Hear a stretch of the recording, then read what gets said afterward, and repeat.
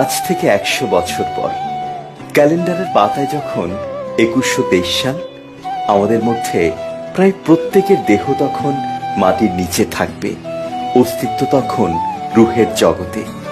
ইতোমধ্যে ফেলে যাওয়া আমাদের সুন্দর বাড়িটা হয়তো নেক্সট প্রজন্ম ভোগ করছে। পছন্দের কাপড়গুলো ব্যাকডেটেড হয়ে গেছে, শখের গাড়িটি হয়তো অন্য কেউ চালাচ্ছে, আর আমায় খুব কম মানুষই মনে রেখেছে। কেউ হয়তো ভাবেও না আমার কথা, হাতে সময় নেই।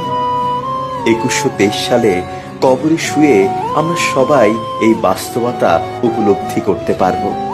সত্যি দুনিয়াটা কতই না তুচ্ছ ছিল, একে ঘিরে দেখা স্বপ্নগুলো কতই না নগণ্য ছিল।